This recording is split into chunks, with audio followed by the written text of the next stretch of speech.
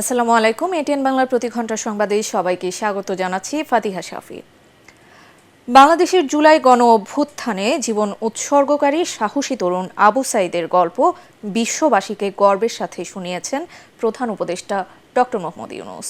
New ইয়র্কে জাতিসংঘ অধিবেশনে যোগদানের ফাঁকে এক অনুষ্ঠানে আবেগ আপ্লুত হয়ে নিজেই এর বর্ণনা দেন প্রধান উপদেষ্টা, যা বিশ্বজুড়ে উদাহরণ হয়ে থাকবে বলেও জানান তিনি। কেরামতুল্লাহ বিপ্লবের রিপোর্ট। জাতিসংঘ সাধারণ পরিষদের এবারের অধিবেশনে শুরু থেকেই সব নেতাদের মধ্যমণি ডক্টর মোহাম্মদ ইউনূস, কিন্তু নিজেকে নিয়ে কোনো আলোচনা নয়। বারবারই তিনি সামনে আনছেন গণ অভ্যুত্থানে নেতৃত্ব দেয়া বাংলাদেশের তরুণ শিক্ষার্থীদের। When you hear them speak, you'll be shaking.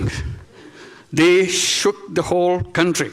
বুধবার সন্ধ্যায় নিউ ইয়র্কের এই অনুষ্ঠানে তার আলোচনার মূল বিষয় হয়ে ওঠে রংপুরের আবু সাইদ, যার কারণে বাংলাদেশের এবারের গণ অভ্যুত্থান সফলতার দিকে এগিয়েছে বলেও উল্লেখ করেন প্রধান উপদেষ্টা। One young man is spreading his arm. This is the real picture that this is painted on the wall of Abu Said. রংপুরের এক নিভৃত গ্রামের দরিদ্র পরিবারের সন্তান শিক্ষার্থী আবু সাইদের আত্মত্যাগের কথা বলতে গিয়ে কান্না বিজড়িত হয়ে ওঠে ডক্টর ইউনূসের কণ্ঠ। He just faced the police. It's a close distance.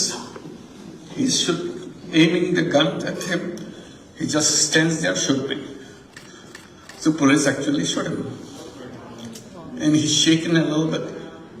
And they shoot him again. And he fell. And he died. He became a symbol for everybody. So everybody was... doctor Yunus বলেন, বাংলাদেশে এখন জাতি, ধর্ম বা রাজনৈতিক কোনো ভেদাভেদ নেই। সবাই এক দেশ, এক পরিবারের। সবাই একসাথে নিজেদের দেশকে নিজেদের মতো করে গড়ে তুলছে। বাংলাদেশের এই রাষ্ট্র সংস্কারে বিশ্ববাসীকে পাশে থাকার আহ্বানও জানান তিনি। কেরামতুল্লাহ বিপ্লব, এটিএন বাংলা। ক্ষমতাচ্যুত আওয়ামী লীগ সরকারের সাবেক ভূমিমন্ত্রী সাইফুজ্জামান চৌধুরীর ব্রিটেনের সব সম্পত্তি বাজেয়াপ্ত করে বাংলাদেশে ফেরত পাঠানোর দাবি করেছেন দেশটির এমপি আফসানা বেগম। মঙ্গলবার ন্যাশনাল ক্রাইম এজেন্সির ডিরেক্টর জেনারেল গ্রেম বিগারকে লেখা এক চিঠিতে তিনি জানতে চেয়েছেন সাইফুজ্জামান চৌধুরীর সম্পদগুলোর বিষয়ে ব্রিটিশ অপরাধ সংস্থা কি ব্যবস্থা নিচ্ছে। আফসানা বেগম মনে করেন, বাংলাদেশের সাবেক মন্ত্রীর এসব সম্পত্তি দুর্নীতি ও অর্থনৈতিক অপরাধের সঙ্গে জড়িত। চিঠিতে তিনি আরও বলেন, বাংলাদেশের সাম্প্রতিক ছাত্র জনতার গণ অভ্যুত্থানে নিরাপত্তা বাহিনীর দমনপীড়নে অনেক মানুষ নিহত হন, এরপর পদত্যাগ করে দেশ থেকে পালিয়ে যান শেখ হাসিনা। অন্তর্বর্তী সরকার গঠনের পর সাবেক মন্ত্রীদের ব্যাপক দুর্নীতির তদন্ত শুরু করেছে সংশ্লিষ্ট কর্তৃপক্ষ। আল জাজিরা টেলিভিশনে সম্প্রতি সাইফুজ্জামান চৌধুরীকে নিয়ে একটি অনুসন্ধানী প্রতিবেদন প্রকাশ করে। তাতে বলা হয়, যুক্তরাজ্যে বাংলাদেশের সাবেক এই মন্ত্রীর প্রায় ৩০০টি বাড়ি রয়েছে, যার দাম প্রায় ৪.৫ কোটি টাকা। খুলনা ও যশোর জেলা জুড়ে দেশের দ্বিতীয় বৃহত্তম জলাধার বিল ডাকাতিয়ার জলাবদ্ধতা সেখানকার পরিবেশকে বিপন্ন করে তুলেছে। পলি জমে নদীর পানি ঢোকার পথ বন্ধ হয়ে গেছে অনেক আগেই। ফলে সামান্য বৃষ্টি হলেই জলাবদ্ধতা ভয়াবহ আকার ধারণ করে। পানিবন্দী হন লাখো মানুষ, জীবনযাত্রাও হুমকির মুখে তাদের। জলাবদ্ধতা থেকে মুক্তি পেতে সরকারের কাছে স্থায়ী সমাধানের দাবি জানিয়েছেন গ্রামবাসী। খুলনা থেকে এস এম হাবিবের রিপোর্ট, জানাচ্ছেন তামান্না জেনিফার।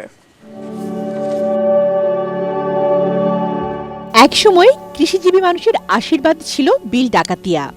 খুলনা যশোর জেলার ডুমুরিয়া, ফুলতলা, অভয়নগর, কেশবপুর, মনিরামপুর উপজেলার প্রায় ৮ লাখ মানুষ তাদের জীবন ধারণে প্রত্যক্ষ ও পরোক্ষভাবে এ বিলের উপরে নির্ভরশীল।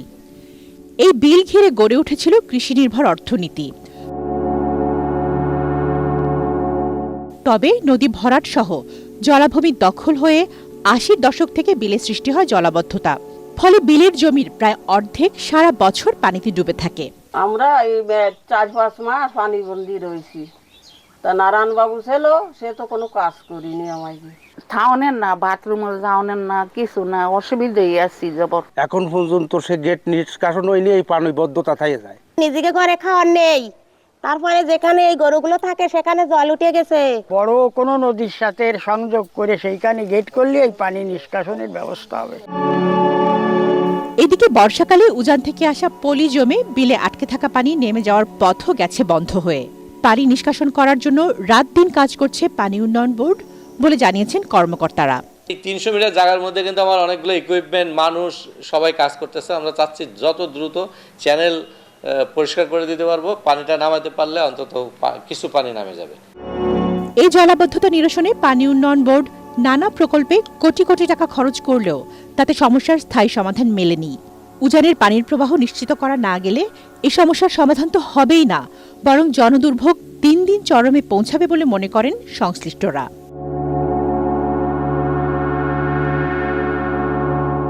Bureau report, ATN Bangla. পরবর্তী সংবাদ দেখার আমন্ত্রণ জানিয়ে এখনকার মতো শেষ করছি। এটিএন বাংলা সংবাদ ইউটিউবে দেখতে ব্রাউজ করুন, youtube/ATN বাংলা নিউজ। ধন্যবাদ।